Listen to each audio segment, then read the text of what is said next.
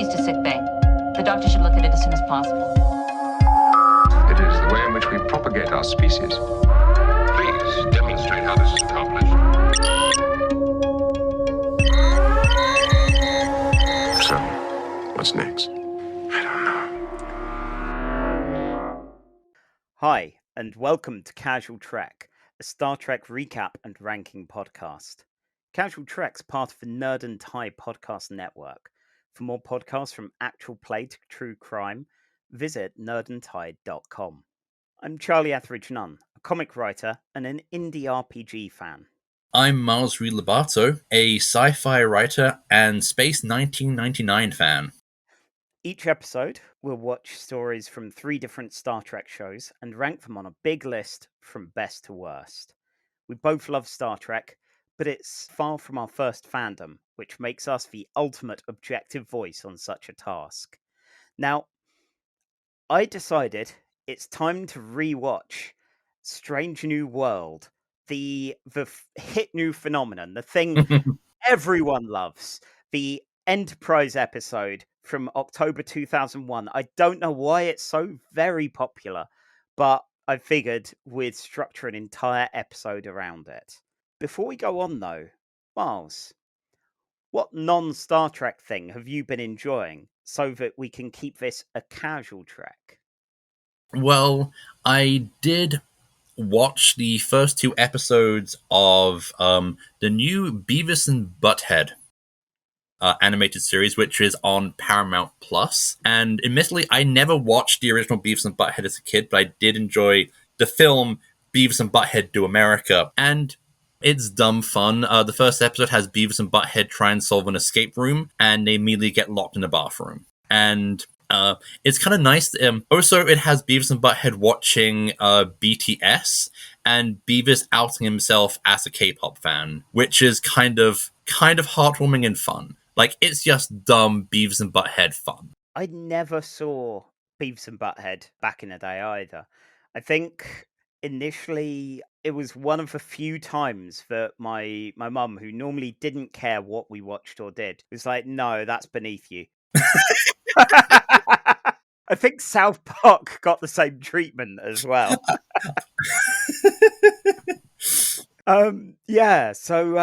You're saying, as someone that's not seen it before, you could still get into it. Like I said, I saw the film, and that's just like the extent of my Beavis and Butthead watching. But yeah, like it's dumb, stupid, horny teenagers getting into hijinks, and like, yeah, that's never gonna get old.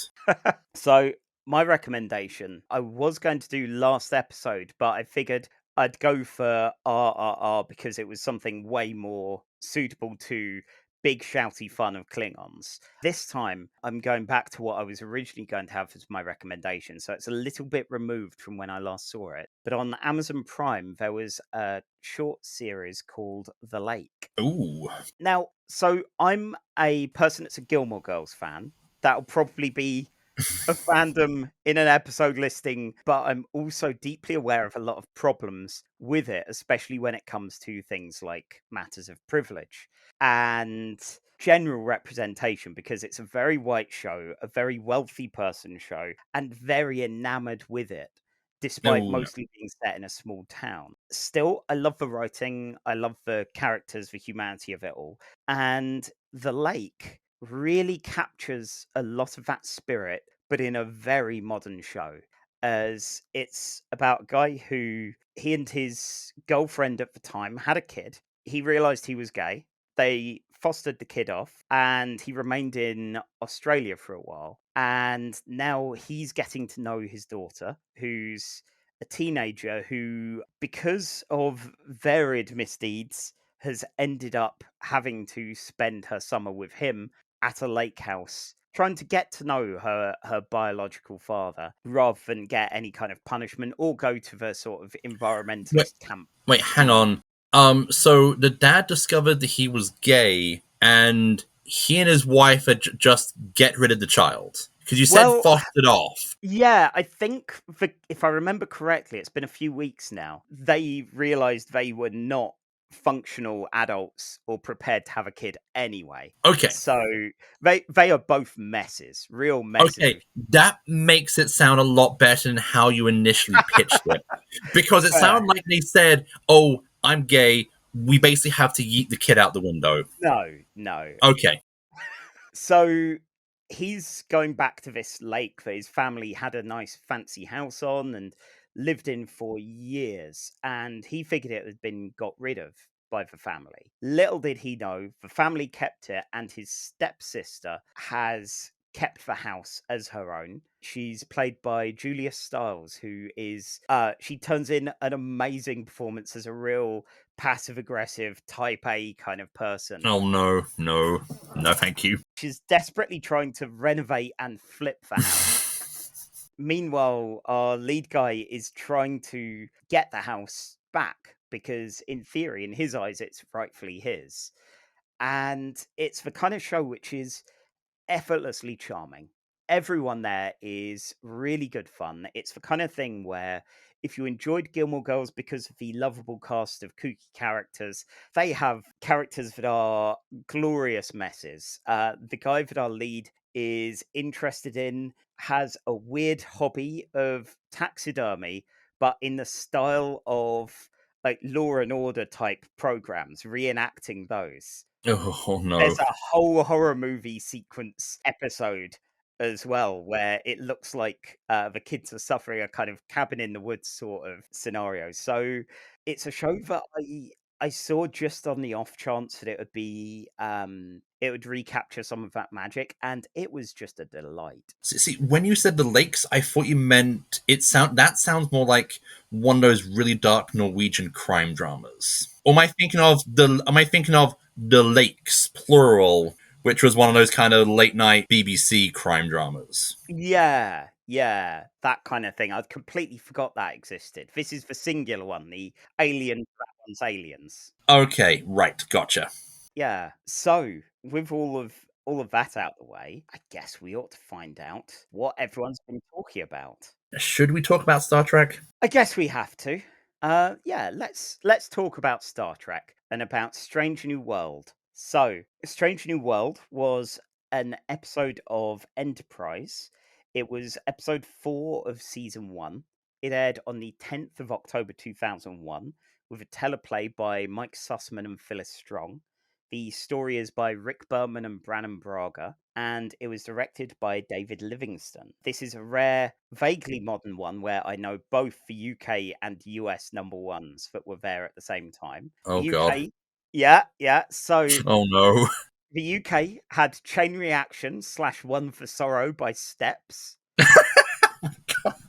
Yeah, a staple of any kind of like wedding playlist with that kind of just any steps, to be honest. Yep. It all blurs together for me. And Fallen by Alicia Keys, which I think was number 1 for the start of Enterprise as well when we covered the pilots. I guess it's time for me to explain what Strange New World is all about. All right, I've got the 5-minute timer ready, and make it so. Excellent. So, Strange New World. We're on the Enterprise and we're seeing some brand new characters, including crewman Elizabeth Cutler, who's talking about how very exciting termites are. To be honest, fine, good for her. Then, through the window of the canteen where all these crewmen are talking, they spot a world, a strange new world. I'm not going to fight with Miles again about the opening scene. That's going to take some time. So You'll never win. I'll let the titles go uncommented on. So, the Enterprise has seen a strange new world, one they didn't expect, but one which is actually, it's viable for them to go on to. And they really want to explore, even though T'Pol doesn't care for this because they'll touch, eat, and shoot everything. But it's way too late for that. Instead, what happens is Archer, Trip, Mayweather, Cutler, and another rookie called Ethan Novakovic eagerly traipse over the planet, stomp on plants.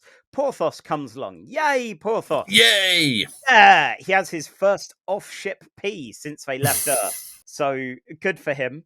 I dread to think what's been going on the ship. They roam about a bit, see some bad CGI lizards, some nice big fields of yellow flowers, and Trip and a few others decide to stay and camp out. A camping trip, you might say.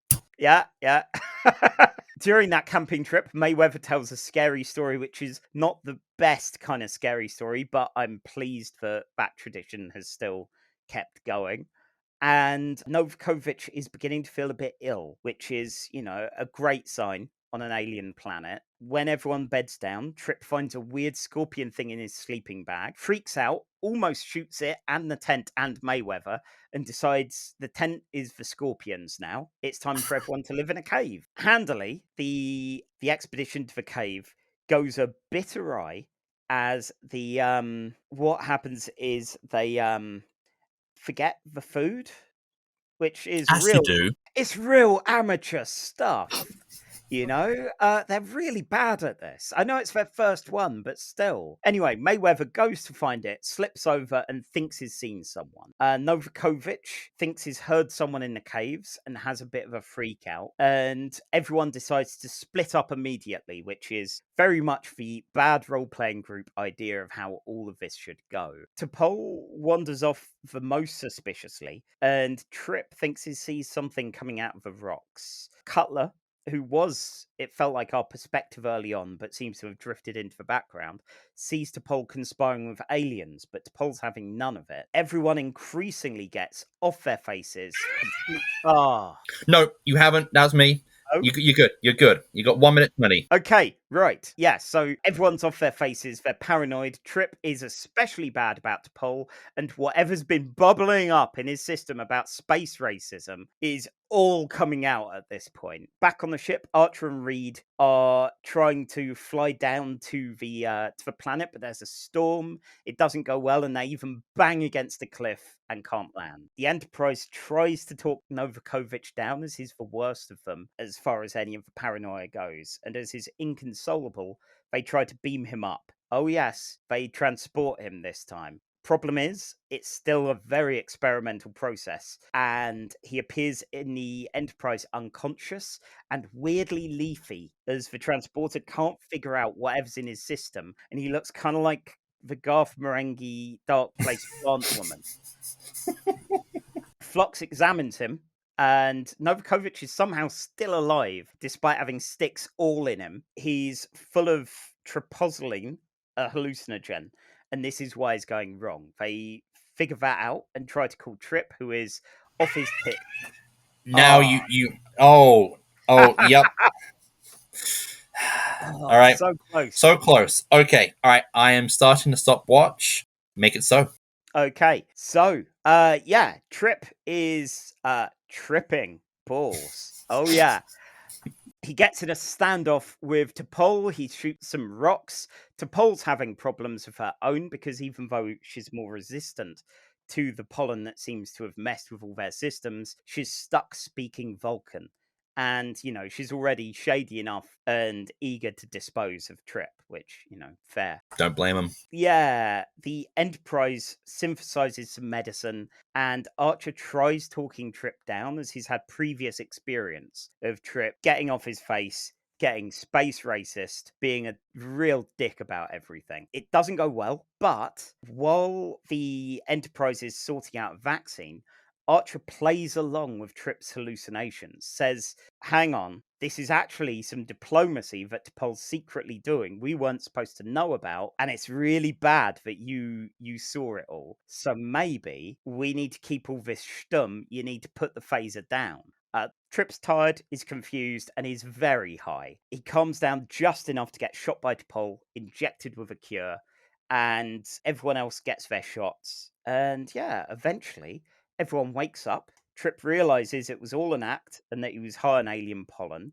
He's got a bit of explaining to do and some apologies, which we don't really see much of. And I'm 90% sure he won't have learned anything from this entire situation. To close things out, we hear that Novakovic will be fine, but it's going to take a lot of time to get the sticks out of him. And everyone leaves the cave as the pod arrives. The end. 2 minutes, 1 second. Oh, 2 minutes and 1 seconds. So this is the Strange New World everyone's been eagerly talking about then. So, quick question.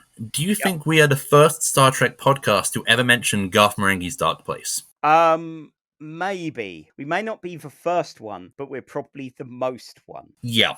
Aside from the bad CGI, like the bad 2001 CGI, there is something really still that sort of makeup and kind of gluing the sticks to someone and all of that, which is kind of charming, even though it's this late in the different Star Treks. I have a bit of trivia. Originally, Novakovich was going to die, but Scott Bakula felt to be kind of wrong, especially that given how trivial Star Trek is about killing just random characters who aren't the mains. He kind of felt it was wrong to just have a character just die and not really be acknowledged that the guy just died on them. And so they actually rewrote it so that Novakovich will survive.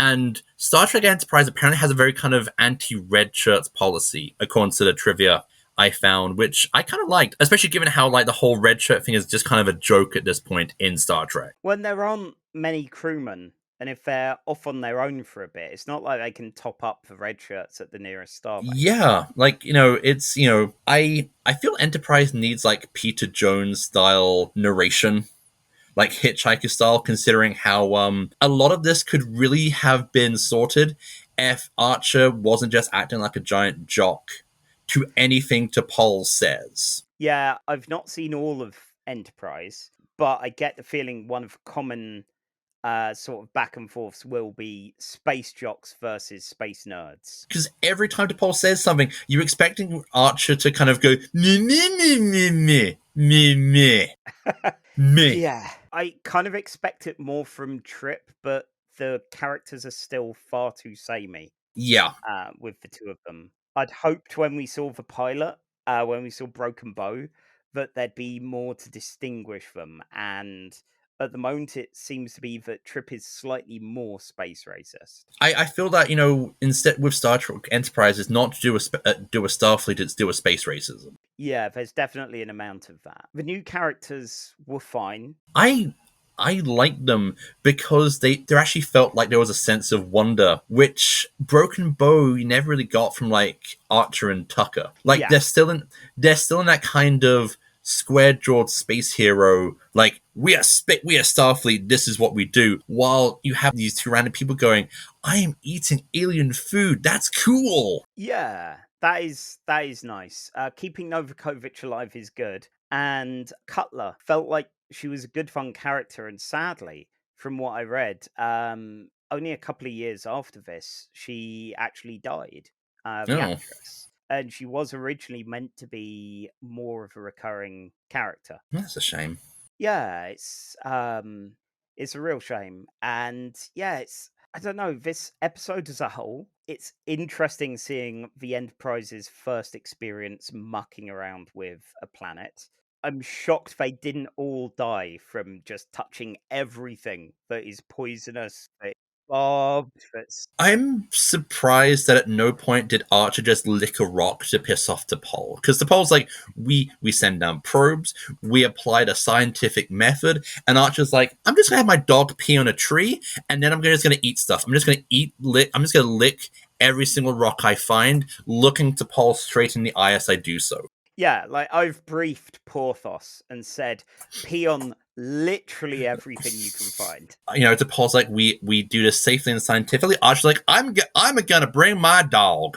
I don't know why I went for like the Southern redneck, because that's very much Trip. I tried to use this to show to my wife why I don't like the idea of camping. Oh wow! See, I do like a good camping trip. It's been way too long, but I have never been camping because I'm dreadfully urban. My wife, on the other hand, loves camping and wants to do it more, and I feel like I need to kind of pull off the camping plaster and just actually go camping. I mean, you've probably got deadlier things to encounter when you're camping than here in Brighton, where it's just badgers, probably just badgers. Yeah, badgers, slightly chalky rocks. Yeah, like it's have you seen Galaxy Quest?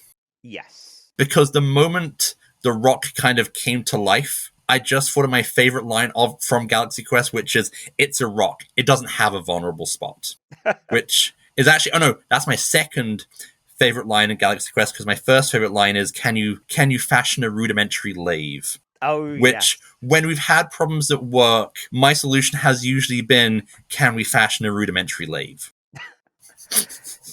So, as far as this episode goes, it's awkwardly charming in places, but also still not good. It's not great, because the reason why the characters nearly die is because the hero of your show is essentially just being a jerk to the one person he's kind of passive-aggressively space racist to. You've kind of got a problem, because, again, it's the horror movie trope of, if the reason they do this is because the main character screws up, and at no point does the main character acknowledge that the entire landing party nearly died because he was a jerk, you do kind of have a problem. Yeah, it feels like no lessons were learnt here. No. So, on our big list of the best Star Trek to the worst Star Trek, at the moment, we have Emissary from Deep Space Nine at the very top. Down at the bottom, at number 9, we have the pilot of Enterprise, Broken Bow. And in the middlest spot, we have Errand of Mercy from the original series. And that's where Core and Kirk have a lot of smouldering looks in space, basically, or in a space castle. As far as Strange New World, I think by dint of being a bit shorter and less expository, it's definitely better than Broken Bow. Yeah. I'm finding it difficult to think it would be better than Matter of Honor. I've watched this once. That's good enough for me. Yeah. I would probably watch it more than Broken Bow. Mm-hmm. Which, as we know, like my basic criteria of ranking good episode of TV is apparently, would I watch it again? Yeah. And I would watch this more than Broken Bow, because it's 45 minutes and not an hour and a half. It's terrible that some of the lower items on the list are going to suffer specifically because this is bad, but not as bad as some of them just through dint of being shorter. Yeah. Would you watch this before you'd watch The Caretaker? Yes, because at no point does Dr. Phlox get naked in the bath. Yeah, good shout. What about Encounter at Farpoint? Now, this has been a kind of good barometer episode a few times.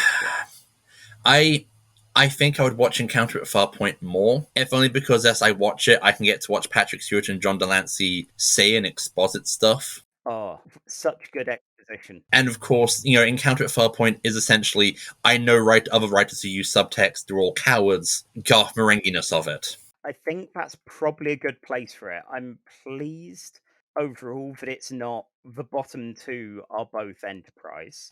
As a Strange New World, this was a very kind of very samey world, because it just looks like it looked like, I'm sure there's always the old joke with Doctor Who and Blake 7 that if you see enough gravel quarries, you're going to have Tom Baker turn a corner being chased by a Dalek and run into the cast of Blake 7 running the other way. And this one, I felt like all I had to do was turn a tree and you'd see the cast of Stargate SG-1 coming the other way on an adventure. I'm pleased you said that. I definitely got some of those SG-1 vibes. Like, as a Strange New World, this wasn't strange enough. Yeah.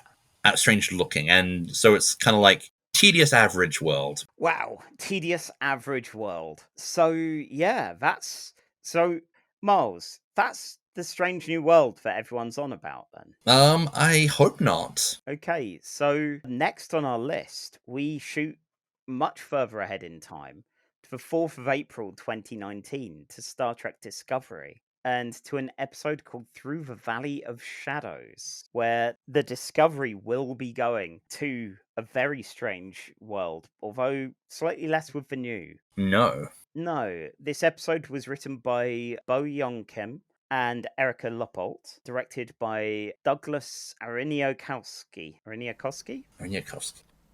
Future Charlie here. The pronunciation is Arniakowski.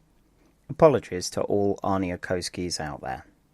Anyway, when this came out, the UK had a number one hit, which was This Ain't a Love Song by some band called Scouting for Girls. Oh God. Yeah, yeah. I don't know what that is, but I'm slightly worried that we're on a list just for mentioning it. And in the US, it was Seven Rings by Ariana Grande. Grande. Thank you. It's Ariana Grande. I never know. I only know this because I've been full enough to watch the Quentin Reviews episodes of iCarly and Victorious. Oh wow, I watched Todd in the Shadows music reviews, which are brilliant. But yeah, I it's been a long time since I've seen his one of that. I remember not caring for it. I am around enough teenagers at work. At work. I we're definitely on a list after this episode. God. Is that I don't generally go around the kids going, "Hey, what popular music do you watch, fellow teen?" Because I feel like in the workplace, I feel like the Steve Buscemi "How do you do, fellow teen." They won't let me bring the skateboard into work anymore. Oh, that's very sad. So I guess I ought to get it over with and say I know that that episode of Enterprise isn't the Strange New Worlds everyone's all excited about. Instead, there's a new Star Trek called Strange New Worlds, and it's one that I think through the Valley of Shadows, while it's not entirely a backdoor pilot for it, because all of season 2 of Discovery is a backdoor pilot. This is the closest that we get. That feels a bit discharitable to Discovery. It does. And I like Discovery. It's good fun. Watching this episode and accidentally watching the wrong episode because I set the wrong homework, see next time's episode for more about that. It just got me remembering I liked more of this than I thought I would with Discovery. All of the nonsense, revisiting it, it's fine. It's all right. Star Trek Discovery has the problem that I have with a lot of TV nowadays, is that it's just really hard to want to pop on a lot of these episodes out of sequence. Yeah. Anyway, I have the alarm set, Okay. so we can actually, we can keep to the format of summarizing the episode before we actually get into the discussion. Okay. So, okay, and I've got the proper red alert timer set this time, so it won't go off midway through when I realize, oh crap, I got this wrong. All right, okay. Alarm set and engage. So previously, because we have to cover that for these shows, Discovery's been dealing with some Red Angel time travel nonsense. An evil AI from the future called Control has taken over Section 31, the shadiest Starfleet department. Discovery's got some special data stuck on it, which Control wants, and they can't get rid of it. So we open up with the Red Angel having dropped a plot marker over a Klingon-controlled world. They tend to be pretty useful, so the Discovery should really check that out. We've not spoken about Ash Tyler before because he was a really bland guy who turned out to be a Klingon in secret. But to borrow a phrase from Cerebro, don't worry about it. He's aware that the planet Boreth has a monastery, a Klingon monastery that he left his son on, and there's a rare mineral. Yeah, as you do. He fostered his son like the lakes, like the lake. Yeah, exactly like the lake. But here there are time crystals. Oh yeah, Discovery has a temporary new boss in the Enterprise's Christopher Pike, who decides to go along to this mission as Ash can't. Apparently, anyone who wants a time crystal is going to need to make some kind of great sacrifice, and this is some foreshadowing. We head down to the monastery on the planet, and it's got a real Mines of Moria vibe, just a little bit cleaner. And we've got some Klingon monks who are there to, I guess, clean it up and make it look nice. And plant stuff. It's quite nice, actually, as far as ominous monasteries go. One of them, Tenavik, has a weird head thing that looks a bit like Tiefling cosplay, but where the horns went a bit wrong. Over in the B plot, Michael and Spock are having a sibling reunion and looking into an abandoned Section 31 ship. The crew have all been killed and jettisoned in space. Over in the C plot, because we've got one of those now, Tig Notaro's here this season as Jet Reno. She congratulates fellow engineer Paul Stamets about his recent jumps using an experimental spore drive. He's too busy fretting about Control, about the Red Angel, and about his other half, Hugh Culber, who's died, come back to life, and since moved out because things are a little awkward. Don't worry about it. Don't worry about it. Pike has a chat with Tenevik, who reveals he's Ash's son, aged up thanks to time crystals and being in a weird monastery. There's another demonstration by someone, a Klingon, planting a seed and watching it actually turn into a tree, because again, time is weird. They're fine with Pike being here, which is quite nice, given a lot of the time the Klingons would just be a bit mardy about that sort of thing. But they are ominous about the whole situation. Is he ready to know his purpose? Over in the Section 31 ship, Spock and Michael discover one living body from all the corpses, and it's Lieutenant Gant from the Shenzhou back in the pilot episode. What a coincidence. Thing is, he's been out in space, so he's not doing so good. He explains the ship was taken over by Control, who spaced everyone. Spock and Michael really want to go back into the ship because there's an atmosphere now, and they're really curious to see what's in there. Gant, less keen. Back in the monastery, Pike has shown the pillar of the past and the pillar of the present and all sorts of magical space bullshit I've grown to enjoy in Star Trek. Tenevik explains the past is a veil between anticipation and horror. Lift the veil and madness will follow, which is a sure sign Pike's future vision's going to be wonderful. A-okay. Yeah, sure enough, he sees a vision of himself in the future. He's in a ship, it's falling apart, radiation's everywhere, and he's trying to get everyone to safety. He just about rescues them, gets trapped in a room filled with radiation, and starts burning apart. Then he's in a corridor and sees something moving towards him in the distance like a Dalek. It's actually him in a kind of Davros wheelchair / iron lung kind of jobby, and he's all like melty faced. Both of the Pikes scream, which is, it just makes the melty face worse. And suddenly, he's back in the present. If he takes the crystal, that future is locked in. If he doesn't, then it's still all to play for.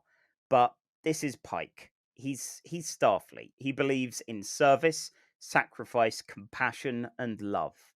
And he takes a crystal. That's pretty much it for the plot I'm here for. So, rattling through the others. Over on the Section 31 ship, Spock and Michael start things off. It looks ominous and they need to defrag it to get rid of any of... Oh.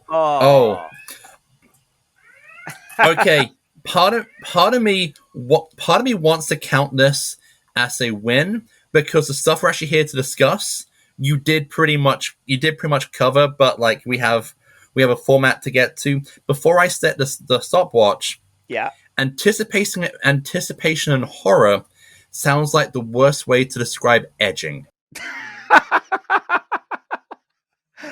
Wow. Okay. Right. We're on that note. On that note, to start, this podcast is cancelled forever. Right, we're done. We're calling this. Yeah, let's okay. stop the anticipation here and get this description over with. Okay, stopwatch, go. Okay, so on the Section 31 ship, as I said, it's all looking kind of ominous. They need to defrag it from any of Control's influence. Slight problem, Control's already in there, and it's in Gant. Oh dear. Michael shoots him, and he leaks metal filings everywhere, which looks kind of cool, but they turn into like a big, ominous hand snake thing and try to attack her. It's all looking doomed for her until Spock magnetizes the floor, trapping it down there, which I just imagine while the remaining scenes go on, it's just kind of twitching away, trying to move. Michael realizes that if Control was still trying to get rid of Michael and lured her into a trap here, then it's still all to play for. There's still a chance to stop it. She goes back to Discovery with Spock. Pike goes back with time crystals. Reno has managed to make an excuse to see Dr. Culber and talked about her own control freak wife, who she loved and lost in the Klingon War, and knows that Culber's going through some stuff, but he's got his own control freak husband to deal with in Stamets. Maybe help him get through all of this because he's being really unproductive with all the moping. So everyone's back together, ready for this, as it turns out, penultimate episode. They got the time crystals. Pike has managed to tell Ash, Tyler, and Laurel, Ash's girlfriend, ex-girlfriend, the mother of his child, basically, that their kid is all right and older, but he did all right ultimately. And them dropping him off at the orphanage, at the monastery, and him going to the monastery, it's all fated. So they couldn't have messed up. Basically, it's fine. And when everything's resolved with all this, Michael explains she has the details about where Control's going, what Control's up to, and it's time for a big season finale alert as Section 31 ships start appearing. Most of their fleet, there are 30 in total, and I desperately hope there's only one more ship there to make the fleet an exact 31. Discovery realizes if it's got the data that Control wants on it and can't get rid of it, they're going to have to self-destruct. And the episode ends as it looks like they're going to have to leave the ship. One day, we'll see the finale of this season, but that's not today. The end. 2 minutes, 46 seconds.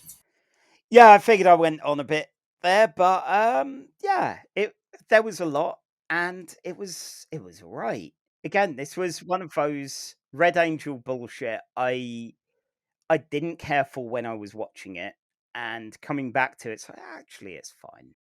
I have a question for you. Okay. Watching Doug Jones walk as Saru, how many women do you think are jealous that Doug Jones can walk in those heels? Oh my god. Like, what is Doug Jones's body anyway? It's a non-Euclidean substance. I'll be honest, I'm jealous that Doug Jones can walk in those heels. Yeah. Yeah. Oh my god. Doug Jones is like, I didn't really cover any of Saru's stuff here because he's just there. Like, okay, when we went over our favorite characters of Discovery, I have to go back in time using time crystals and chide myself because I forgot that Jet Reno exists. Yeah. Because every time Jet Reno turns up on camera in this show, she is automatically my favorite character. Oh, Jet Reno's great. I've seen Tig Notaro's stuff previously, and I didn't realize that she was going to appear at the start of season 2. And the moment that happened, I was like, "You're acting? You're an actor? Oh my god, this is brilliant!"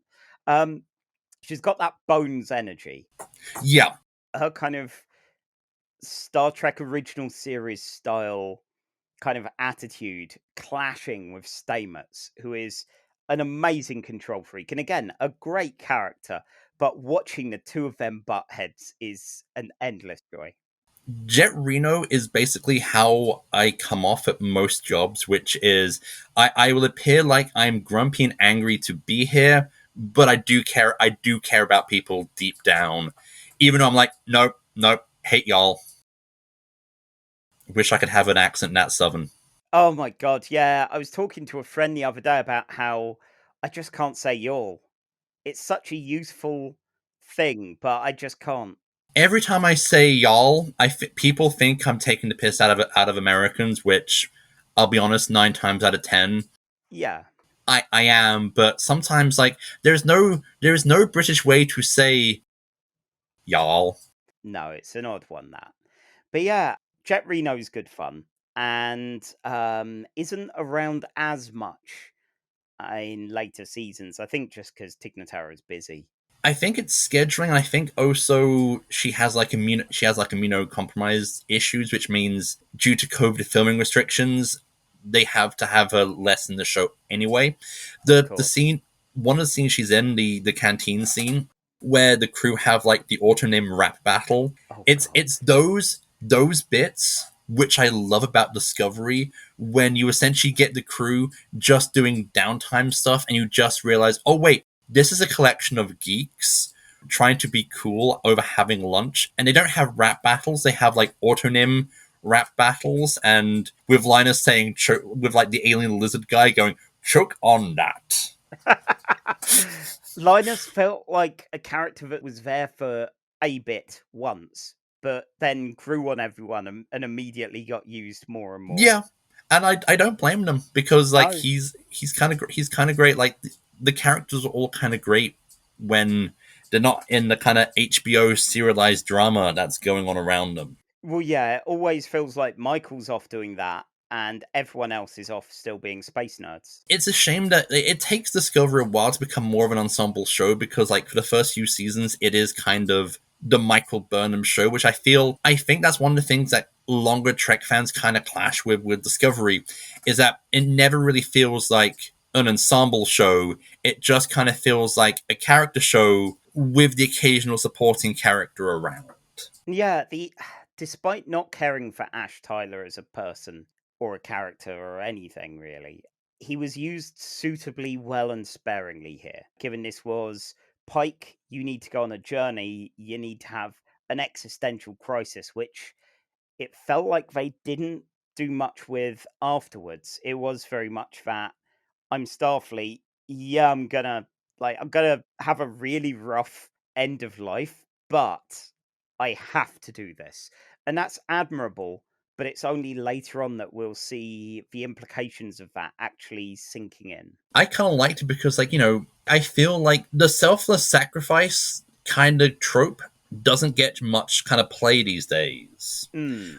Either because we are in more cynical times, or just it feels like a cliche that's been played out. I know, like, you had for David Tennant's last episode of Doctor Who: The End of Time, when he realizes that he has to sacrifice himself to save the dearly departed Bernard Cribbins. He has the kind of angry rant about having to do it, which was actually the best part of the episode, because you never get the hero going, I'm pissed off that I have to sacrifice myself. That said, when you had Pike take about a fraction of a second to make the supreme sacrifice for himself to try and save everyone else, it is a nice little moment of genuinely doing a Starfleet.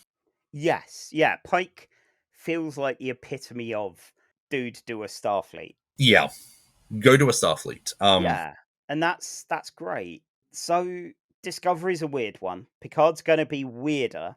Yeah. As far as where we place it on the big list, because while we need to obviously assess the plot of the episode by itself and the cultural impact of each of the episodes that we see as well, it's where all the blackface in the Klingon episodes were certainly marks against them. But here we've got some great moments. We do have some serialized stuff. I guess the issue of examining this and putting it on our giant list is where to put it. Now, our only other Discovery episodes, Vulcan Hello and Battle of the Binary Stars, are in place number 4 currently. Is this better than those? If it's worse, what would your flaw be? Like, what would be? I think some scenes are better, Hmm. but I'm not going to rewatch the episode just to get to those scenes.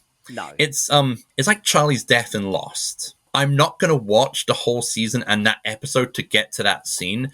I'm just go YouTube Charlie death and then have a cry as he writes "Not Penny's Boat" and puts it up on the glass door. For me, I saw this and I saw Strange New Worlds a day apart, and the bits that I suggested this episode for in order to prepare ourselves for Strange New Worlds, it covers in that pilot. So Yeah. you don't have that sensation of having to see this episode. No. So I think its kind of cultural relevance as the precursor to Strange New Worlds doesn't really factor as much, even though we see the cast. Unlike Vulcan Hello and Battle of the Binary Stars, we see the rest of the cast here, and they're all lovely, but they're going to be the same in every other Discovery episode. There's no huge, like you said, there's no huge kind of cultural shift moment. It's just, this is an episode, this is a chapter of the 14 episode movie called Discovery Season 2. Like, yeah, I'm more than likely going to watch it more than Strange New World, singular, but I'm not going to be watching it any more often than like than the Vulcan Hello or Battle of Binary Stars. Yeah. And so it's going to be between those 2 points. Looking at the big list, I think where my mind's at is better than Matter of Honor and worse than Errand of Mercy. just because Errand of Mercy introduces the Klingons. It starts everything with the Klingons. And Matter of Honor, while I love Riker's Klingon work experience, and I love the fact bacteria is the enemy in it, you get that mundane day-to-day stuff in the kind of C plot level in this episode. For all my issues with Discovery, I feel it does real people in space better than a lot of Star Trek shows. I do have before we finally put us on the big list.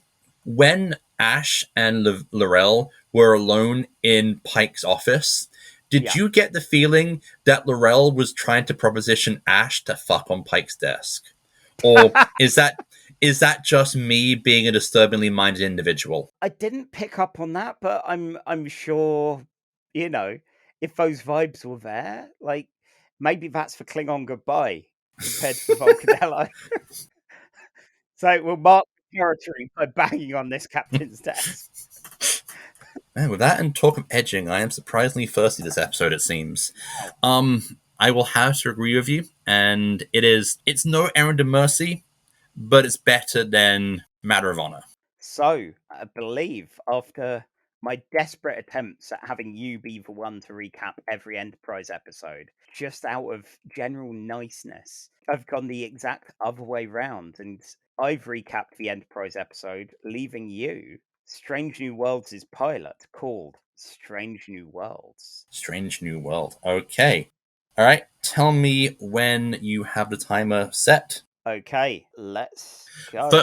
First of all, who is the episode by and what were the number ones?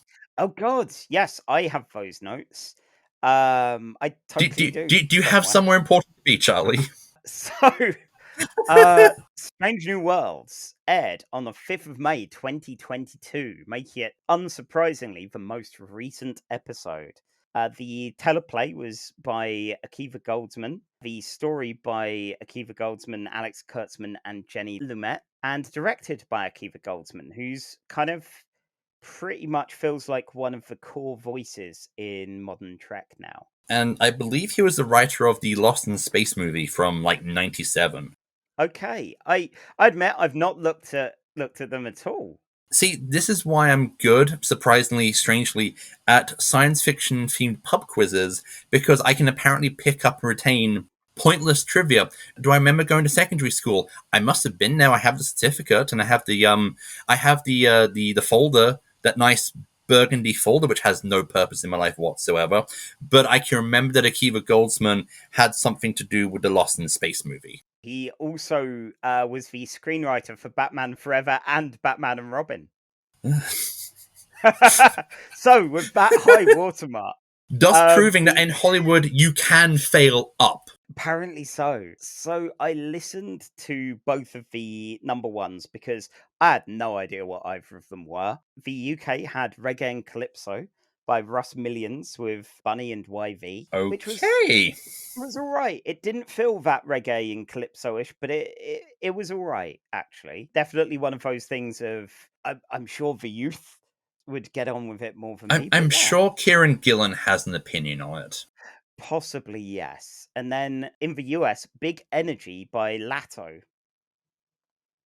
I cannot remember that. I listened to it about 3 weeks ago, and it has not stuck in my mind whatsoever. So I guess the UK gets that one, in my opinion, there. Anyway, without further ado, I have the timer, so hit it. Space, the final frontier. We open at a space NORAD, where a alien species who also clearly shop at the Gap have discovered a Federation ship hanging in their orbital space. Meanwhile, in a very snowy Montana, Pike is on shore leave and has grown himself a daddy beard of sadness and has taken his moments to watch The Day the Earth Stood Still, a very good black and white movie, and cooking breakfast for his space girlfriend, F-buddy, I don't know, it's the future, this is Star Trek, it's horny, and riding horses in snow. Clearly, he is now troubled by stealing a time crystal by doing a Starfleet and is reluctant to go back into the field. But as we all know from watching enough films or TV series where people are like, I'm done with this job, his boss turns up to say, hey, I need you for one last mission. Turns out the first contact scenario, which we saw in the teaser, was headed by number 1, Una, and has gone horribly wrong. And of course, the Enterprise is the only ship in the system that can go do it. Time to get the team back together. Meanwhile, Spock has shaved the beard he had in Discovery and has gotten himself engaged and is about to make good on consummating said relationship because his fiancée T'Pring was wearing the appropriate mating colors. Something I wish was a thing we did here, because sometimes you need a sign. You need a sign to tell you that love is on. And then Pike calls him up just as he's about to make the Vulcan hello by telling him to come back to work. I've had dates like that. So Pike is shaved off the daddy beard of sadness, and they go off on their mission, and we get a reduced crew complement so we can introduce characters further on in the show. We have Lahan Noonien Singh, who is our tough security officer. We have Lieutenant Ortega, who is our hotshot pilot, and has apparently got into fights with Shatner on Twitter, thus making her MVP of the cast. Right. And Cadet Uhura. I feel I have to lose time by saying R.I.P. Nicole Nichols, who passed shortly before the recording of this episode. And we get Dr. Mbenga and Nurse Chapel. Off we go to the planet Kali Minogue 279, and that's where we discover that the guidelines for making contact with planets is if they discovered warp drive. Turns out they have not discovered warp drive, but instead have built a warp bomb, as they say in the Midwest over here, OPE. Disguise themselves with genetic chemical space science, the crew of Lahan, Pike, and Spock beam down onto the planet. Spock is disturbed to find out he has teleported into neat little Hitler Youth shorts. Turns out this planet is actually on the verge of a crisis point where all-out war might break out very time soon. And they sneak into the planet. They sneak into a nice little bit of brutalist architecture and find Una. Una reveals that the reason that these guys have built warp bomb technology is because of the season 2 finale of Discovery, which we didn't cover yet. And that they there were so many warp signatures out in space that were picked up by this one planet that they were able to reverse engineer the technology and build a warp bomb. Yay! And so they have screwed up the General Order 1 of non-interference. Pike does what any Starship captain does in the situation and go, I know I shouldn't get involved, but I'm gonna get involved. And Pike immediately just lets him and Spock get captured and says the words, take me to your leader, which I feel has only ever been used to make fun of the cliche of take me to your leader and has never been used unironically in science fiction, ever. He tries to tell him, hey, stop doing this. This is going to end well. And the leader of the society goes, nope, that's not going to happen. We built this warp bomb and damn it, we're going to use it because you need a big stick to talk out your problems, not use talk in negotiation. Pike decides to risk it for a biscuit and makes the Enterprise lure itself into orbit to show that there is in fact a bigger stick, and the person holding this bigger stick is Captain Space Daddy Pike. While the people on the planet are surprised and shocked by the fact that, oh, aliens exist, Pike beams down. So close. So close. You've done such a good job of trimming away the fat there. That was impressive. That it's a lean episode. Yeah. It's all meat. Lovely plot meat. Ugh. Sounds like a Chuck Wendig expression, plot meat. Yeah, exactly. Just slice up all them meats. Get it in your pages. Right. So, on that horrible note, stopwatch begun. All right, so Pike meets the leaders of both the Central and the Separatist faction and goes, hey, Earth was in a situation similar to this. We had a second Civil War and then eugenics war and then World War III. God, this was kind of depressing to watch both times in the last. Yep. But if you know your future, you could potentially change it or make it work with you to the better. So why don't you give up your warp bomb and instead, embrace science and talk out your problems and eventually join us in space with Starfleet. And then we get a sweet little montage where we see that that's what they decided to do. And yay, no one had to blow themselves up. No one gets blamed for this because the events of the Discovery Season 2 finale were so classified that no one can talk about it in order to cover up all the timeline inconsistencies between this and the original series. So the crew get to go free, but the whole non-intervention law is going to get renamed as the Prime Directive. That'll never cause moral quandaries in future. No. And Pike decides, you know what? I like being a spaceship captain. I like being a rugged space hero. So I'm not gonna grow back the space daddy beard of sadness, and instead we're gonna go out. We're gonna seek out strange new worlds, seek out new life and new civilization, and boldly go where no one has gone before.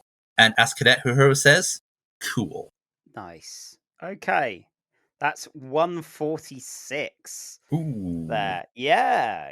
You win this time, Miles. I win. Haha. So I got a question for you, Charlie. Oh, okay. Have you seen The Day the Earth Stood Still? Only as a child. I also have a question for you. Okay. This is a future society. You know, we're in space, Earth, future kind of stuff. And he's watching The Day the Earth Stood Still. Why is it not the one with Keanu Reeves? Because thankfully that was destroyed in World War III. Oh God! So there were some good things to come. There were some good things. I have never seen the remake because I do love The Day the Earth Stood Still. Yeah. I admittedly, after when I remembered that the film featured heavily, okay, it is really unsubtle. They chose the most unsubtle scene of what they're trying to do with this episode by showing this film, and you know what? I'm here for it.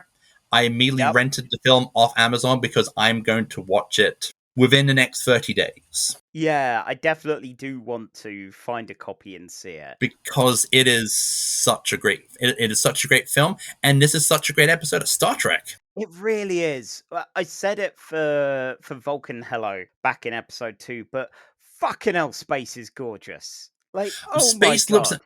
Somehow it's leveled up from that. Like, the opening sequence itself sums up everything cool about Star Trek. Like, it isn't just like a ship traveling through space. We get to see like strange new worlds and nebula and planets and space stations. This isn't really a pilot, but I think this might be the best first episode of a Star Trek show not called Emissary. It feels like it's the mission statement for Star Trek as a whole. And it definitely goes out of its way to make itself.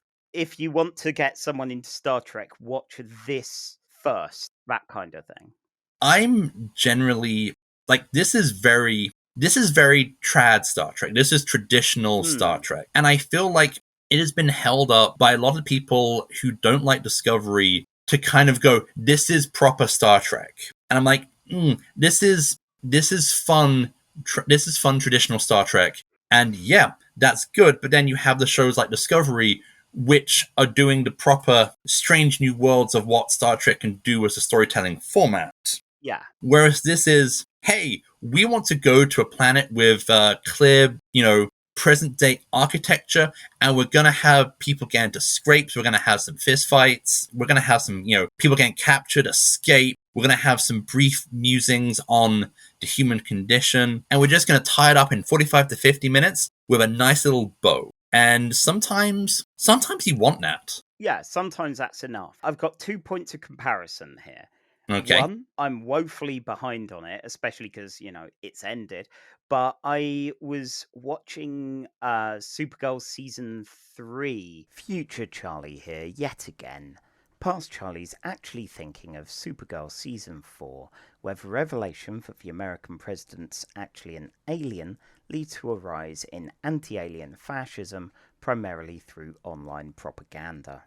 Back at the very start of lockdown, I realised, we have Now TV, so I actually have the DC shows and can watch them reliably. And I remember that one being the one people were saying was too heavy-handed and too on the nose. And the problem is, I was watching that in 2020, and this, I think the third season was happening just before, or was filmed just before Trump got in. Yeah. And before all of that. And it's that thing of, y'all didn't listen. And maybe you only deserve things that are this on the nose, because anything with any more subtlety is evidently lost. And this lacks subtlety. It is we've already covered our Garth Marenghi quota, but, subtext cowards all of that. And this does not give a shit about the subtext Like, here. no, because here is the thing. Like, you can do subtle, this is allegorical, and sometimes you can deliver it with the subtlety of a big stick. Yeah. And sometimes you need to have a big stick. Mm. And I feel a lot of the people who go, "Oh, Star Trek, when did Star Trek get too woke and political, Mr. Shatner?" And it's just that, like, you can't as much as people might want to believe that fiction exists in a bubble. Yeah. Fiction doesn't exist in a bubble. We're both like aspiring SF writers, and you do end up regurgitating the world around you into the work you create. The first draft of my space opera I finished last year. As I was writing over the last 2 years, I was thinking, no one's going to believe that I started writing this book before COVID. Like, everyone's going to look at the book and go, this is a COVID-inspired novel. Like, no, it's just that a lot of what my novel's about kind of resonates with the times we live in. The art we consume when it comes out is going to reflect the time it lives in, because it's going to be reflecting the concerns and thoughts about the world by the authors. Fiction, literature doesn't exist within a vacuum, nor should we expect it to. No, there's no avoiding it. As much as people may want to cry things like death of the author, that's fine as a thought exercise. But ultimately, these creators, these actors, these people were all here for this world, have experienced the world, lived in it, and will provide that in their performance, intentionally or unintentionally. And if you're doing it intentionally, fine, you know what you're playing with. If you go into something thinking that it's apolitical somehow, then good luck. You're going to have fun when people realize what you've not noticed and what you're trying to ignore.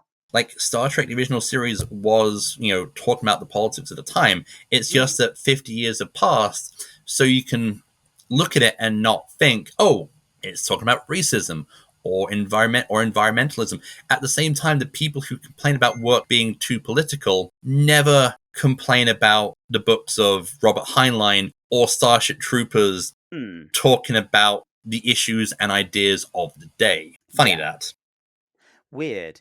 So yeah, my other point of comparison with this is when I was getting in my big Trek mood, I started watching The Orville. Okay. I've seen season 1, and it's mostly good. And I say this as a man who hates Seth MacFarlane. Like, I really don't care for his work. I've tried Family Guy, hated it. Tried American Dad, it was fine to mediocre. And I've said his best performance was as a muffled phone voice on an episode of Gilmore Girls, which is something I stand by. But even though The Orville is still dependent on characters that speak like Seth MacFarlane and Adam Sandler characters, and way too many references to late 20th pop culture that Seth MacFarlane likes or has in his kind of cultural palette. And sometimes those save the day, sometimes they're just crowbarred in. At the same time, it has a good heart. And its sci-fi bollocks is good sci-fi bollocks. It admits I've only ever watched one episode of The Orville, because my friend Celeste watched a good chunk of the first season, and then I think there was an episode where there was a very kind of date rapey character vibe, and I believe that was one of the factors that made them go, nope, F this. That is 100% understandable. As far as The Orville goes, Strange New Worlds feels like it's got that good heart about the sci-fi bollocks, but it also doesn't have Seth MacFarlane. See, if it was Seth MacFarlane, you would have Pike quote the ending speech of The Day the Earth Stood Still. Okay, Star Trek Strange New Worlds does quote the end of The Day the Earth Stood Still, because it's playing that clip from the movie, but you would have Pike give that same speech at the end, and it would just be kind of cringy, because it wouldn't... The MacFarlane humour always feels like, I've referred to a thing that's good as a substitute for humour, isn't it? it's the Ernest Cline School of writing. If you Yeah. make enough reference to the stuff you like, then people will go, "You're referencing this stuff, so therefore it's oh so good," and not just "Congratulations, you like the film War Games." Yeah, and Orville definitely over the first season improved on an amount of that. Realizing I think in the penultimate episode of season one of the few references that happens is to the novel Flatland. It's like shit. I didn't expect Seth MacFarlane to know what that is. Wow. Okay. All right. Yeah. Fair enough. Yeah, Okay. weird. All Who right. knew? But I've not felt as urgent a need to go back to it because Strange New Worlds gets the heart of the Star Trekkiness that I was getting through that substitution, Yeah. but also gets the Star Trek, not only the brand. This is the good shit. Ultimately, with Strange New Worlds, everyone's a joy. I loved Omega and Nurse Chapel's dynamic. Umenga, I like I love him. I think he's the only Star Trek Doctor who isn't cantankerous and Yeah, instead is just lovely and charming. Nurse Chapel does feel a bit. One of the problems I have with the newer shows, the newer Star Trek shows, is the dialogue feels a bit too Joss Whedon-y for my liking at times, and she is the most Joss Whedon-y of the cast. At the same time, Nurse Chapel is very delightful, and she's the Tilly of the show. kind of. Yeah, she feels like she combines an amount of that. Well, she incorporates an amount of that willingness to futz with people medically Yeah, for science that Phlox had in Enterprise. But this time, she's hot, unlike Phlox, who, I maybe Phlox does it for some folks. That kind of, yes, give me this unscrupulous nurse who's going to I play with people's biology. I loved Uhura meeting the alien. Hmm. They beam onto the ship, and she's just like, "Hey, so that sport tag ball," which I like. Uhura was so much fun as someone who's obviously enamored with all of this, and we'll see a bit more complexity to that. But at least for the pilot, she she likes what she does and she does it well, but that doesn't stop that kind of gushing, that cool at the end. Like it has the classic, we're exploring stuff of like the classic Trek, but it does feel more like tempered that these are people who have interests and who are just fascinated by going to a new country and going, "Hey, so you have this sport. I hear this one sporting event was really cool. Is that true?" And like I like because sometimes when you go to someplace new, it's not that like they do something completely different you've never seen before, but they have something very similar to what you have at home, but they've got like this new spin. Like over here in Wisconsin in the Midwest, they have something called cheese curds, which is curded cheese, and they like to batter it, and it's delicious. And you'd think, considering that we both use share an iron with Scotland, who deep fry everything, you think that someone would have gotten on, "Hey, let's deep fry cheese." But no, apparently Scotland never got like a block of cheese and just chucked in a deep fat fryer. More fool them. Wow. Okay. So yeah, we're both pretty positive about this, and the difficulty here is we have a beautiful looking episode, a fun set of characters that are doing more than just expositing their role. They've obviously got more going on under the hood than what we see, and we don't see, admittedly, a vast amount from all of them. No. And it's a really good episode as the Star Trek, the kind of Yeah. platonic ideal of the Star Trek episode. But Emissary is our number one spot, and it does have the exposition issue. It does have some of the ropiness of the time, but at the same time, it's got these really tricky, difficult characters, people with some complex issues and some mystical space bullshit, which again, love that. And is the slightly grimier DS9 going to beat Strange New Worlds to the number one spot? Because I looked at this on the list and I was like, I never make a judgment before we record an episode. And I genuinely, it's a difficult one. I honestly think that Strange New Worlds, the pilot, is going to be number 2 on the list because Emissary, for all its 90s ropiness, again, I'm going to watch the scenes where Cisco is in the vortex and he's having to explain the human experience through baseball, and I'm going to rewatch the scenes where Cisco has to come to terms with the death of his wife and to move on. Like, that is some brilliant acting. I have rewatched Emissary. It's movie length, and it's just like feeling like popping on a movie. Like, I'm going to rewatch Emissary again and again and again, and I'm going to probably rewatch Strange New Worlds again and again. Like, my wife is slowly wanting me to show her more Star Trek, and it's mostly been I've shown her an odd episode, I've shown her Emissary. We've enjoyed Lower Decks. Lower Decks is how I got my wife got into Star Trek, and after this, it was like, I'm gonna show you Strange New Worlds because, like, it has all the parts that make Star Trek genuinely great and exciting and good television, with none of the really kind of dated gender politics, which, for someone who didn't particularly grow up on the franchise, might understandably be a bit of a switch off. Yes, yeah, like anything that has aged, the excuse of, oh no, you had to be there at the time where this wasn't sexist or anything like that,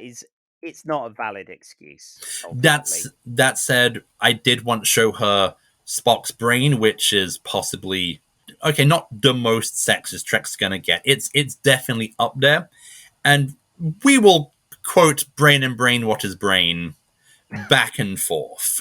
Oh dear. I think I'm good with the placement of it as, like, this is a high number 2. This is a number 2. House of Quark's good, but there's a big gulf between Yeah. Strange New Worlds' pilot and House of Quark in my heart. Really, it's going to be difficult to topple Emissary, and it's going to be difficult to topple Strange New Worlds. And there are a couple that I know might be contenders, but we'll hit them when we hit them. And yeah, I think from what you were saying about your wife, for me and my partner, I've realized I'm putting on Trek less around her just because I'm trying to be sparing and again, with the treating it casually. Yeah. But out of all of them, Strange New Worlds has been the one that's gone down the best. That's been the one to keep watching. And, if there's a DS9 episode or anything like that, then she'll be good with watching that. But I'm not going to subject her to Enterprise, really. That's the hard limit. I am not going to subject her to most of the 60s excess of TOS, even if TOS is fun on a sheer camp level. Yes.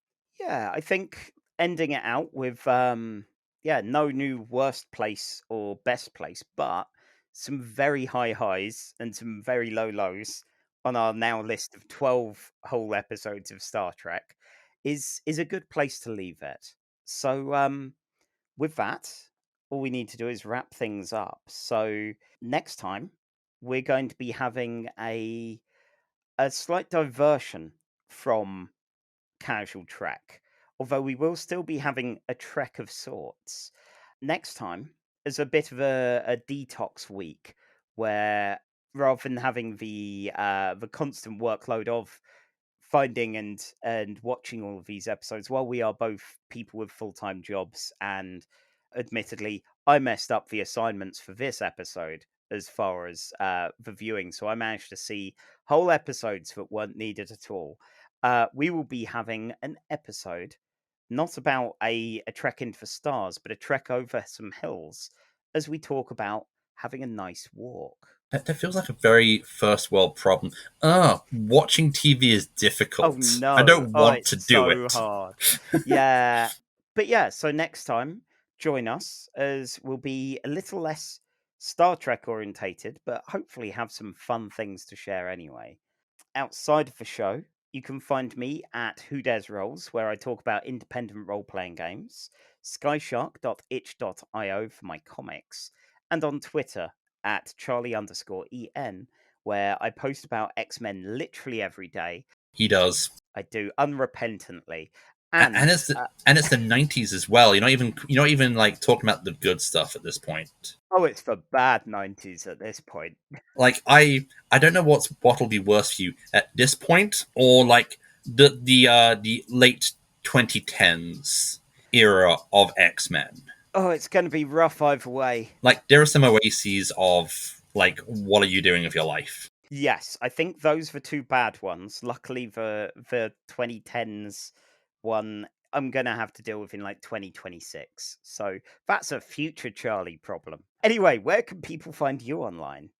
They can find me at @manmiles on Twitter, and that is pretty much it for right now, because I'm not giving you any details of where you can find me in the real world, you podcast listening freaks. That's probably for the best, especially because the day that we're recording this is the day before we actually go to air with our very first episode. So yeah, our podcast listening freaks will be active by this point. Besides, far too many of the people I know who are going to be listening know where I live already. Oh dear. Oh well. So yeah, on that on that slightly worrying note, that's it from us. So all of you, go to a Starfleet. Live long and have a jelly baby. You have been listening to Casual Trek by Charlie Etheridge-Nunn and Miles Reid-Lobatto. The intro theme was by Alfred Etheridge-Nunn. Star Trek's owned by Paramount, and Casual Trek is part of the Nerd and Tie network.